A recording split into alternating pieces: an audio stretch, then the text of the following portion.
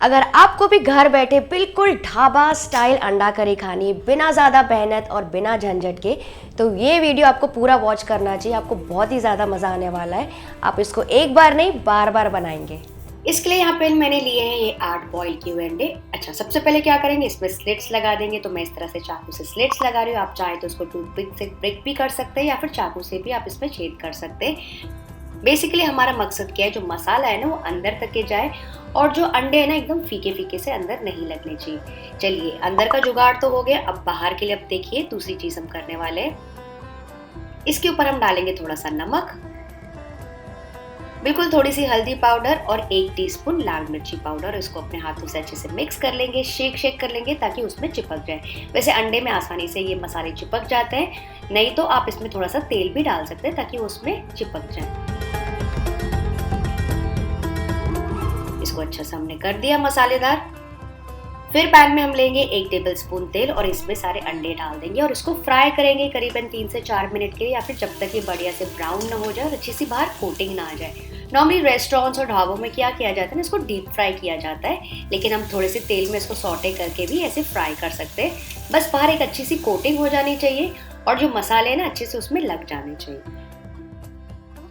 ये देखिए एकदम बढ़िया मसालेदार मुझे ऐसे लग रहा है कि अच्छी सी कोटिंग भी आ गई। इस स्टेज में इसको निकाल देंगे।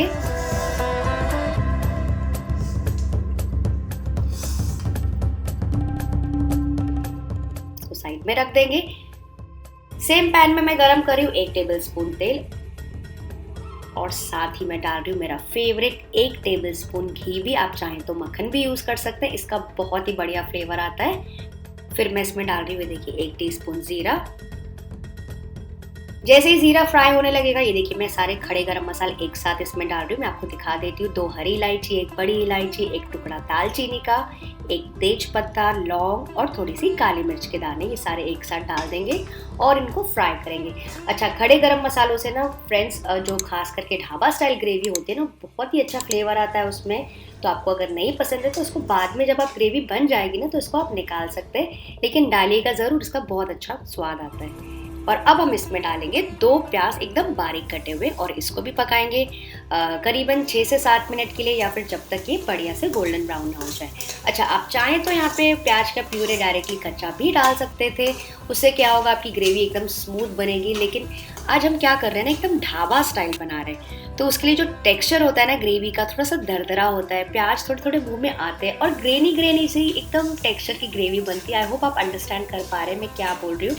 बिल्कुल उसी टेक्सचर की वजह से मैं यहाँ पे प्याज बारीक काट के डाल रही हूँ।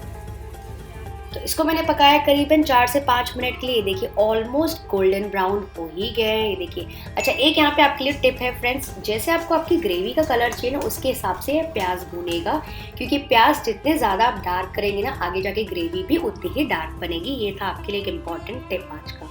ये देखिए अच्छे खासे ब्राउन हो गए। तो इस स्टेज में मैं इसमें डाल दूंगी 1 टेबलस्पून अदरक लहसुन का पेस्ट, और अगर आप बारीक काट के डालते हैं ना तो उसका तो और ही अच्छा टेस्ट आता है। और साथ ही डाल रही हूँ 2 से 3 बारीक कटी हुई हरी मिर्चें और इसको भी थोड़ी देर पकाएंगे प्याज के साथ।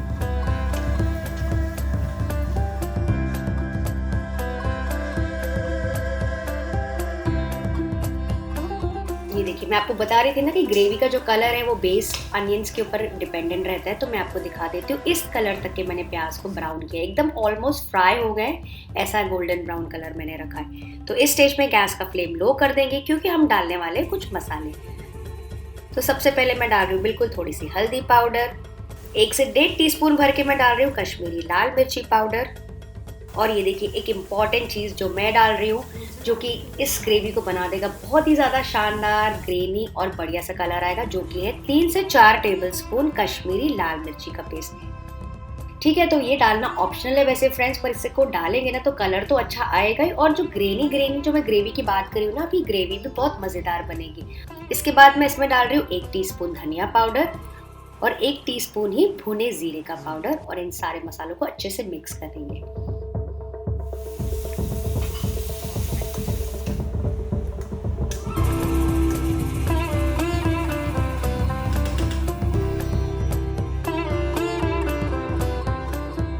ताकि फ्रेंड्स मसाले जले ना, मैं यहाँ पे बिल्कुल थोड़ा सा पानी डाल रही हूँ। और ये है मेरा फेवरेट पार्ट फ्रेंड्स, आप ये देख सकते हैं कितना बढ़िया से सिजल हो रहा है। तो बेसिकली जब तेल में प्याज और पानी के साथ जब मसाले भूनते हैं ना तो उसका बहुत ही अच्छे से स्वाद निकल के आता है। तो बस इस स्टेज में हम डाल देंगे टमाटर। तो 3 टमाटर है जिसको मैंने बारीक काट के डाला है। और ताकि टमाटर जल्दी से पक जाए, इस पे मैं डाल रही हूँ 1 टीस्पून नमक और इसको भी मिक्स करके पकाएंगे 2 से 3 मिनट के लिए, जैसे कि उसका कच्चापन निकल जाए और टमाटर सॉफ्ट होना स्टार्ट हो जाए। अच्छा, यहाँ पे फिर से मैं आपको बता देती हूँ, आप चाहे तो इसका प्यूरे भी कर सकते हैं, लेकिन क्योंकि मुझे जो टेक्सचर है ग्रेवी का उसका अलग चाहिए, इसके लिए ढाबा स्टाइल चाहिए, इसलिए मैं यहाँ पे बारीक काट के डाल रही हूँ। अच्छा फ्रेंड्स, मान लीजिए अगर आप यहाँ पे प्यूरे डाल रहे हैं ना, तो उसी में आप भीगी हुई कश्मीरी लाल मिर्चें जो मैंने पहले पीस के रखी थी ना, वो इसी में आप डायरेक्टली पीस सकते हैं। और अब टमाटर के साथ भी इसको पकाएंगे थोड़ी देर। ये देखिए टमाटर सॉफ्ट होने लगे हैं, तो इस स्टेज में मैं इसमें डाल दूंगी 1 कप पानी। थोड़ा सा मिक्स कर लेंगे।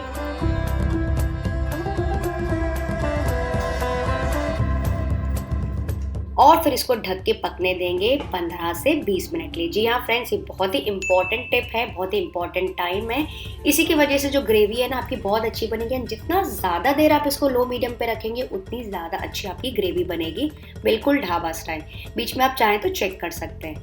तो करीबन मैंने 25 मिनट इसको लोएस्ट फ्लेम पे छोड़ दिया था। मैं आपको लेड हटा के चेक कराती हूँ। ये देखिए लग रही है ना ग्रेवी एकदम मज़ेदार। उसको थोड़ा सा और भून लीजिएगा।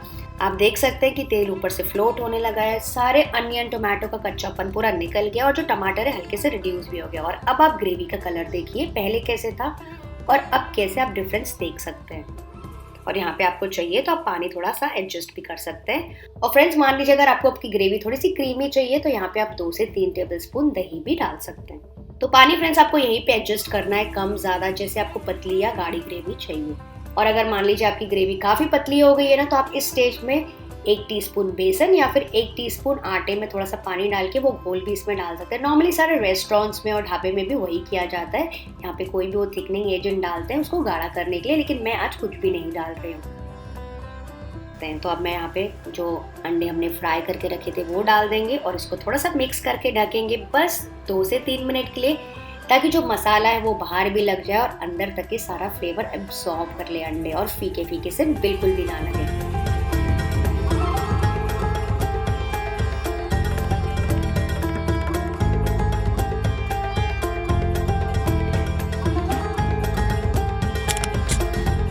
तो लेड हटा के चेक करते हैं। सुपर।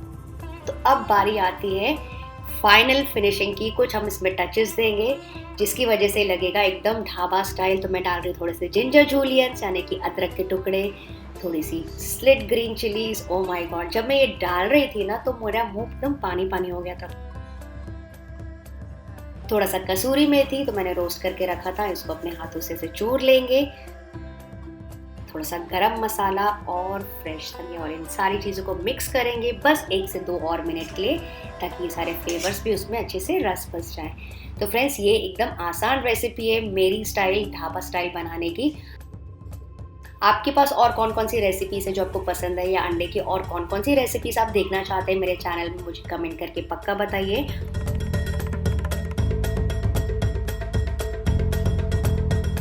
ये देखिए एकदम गर्मा गर्म इसको परोसेंगे और आप एंजॉय कर सकते हैं फुल्के पराठे या फिर सिंपल स्टीम राइस के साथ। चलिए मैं आपसे मिलती हूँ, बाय बाय।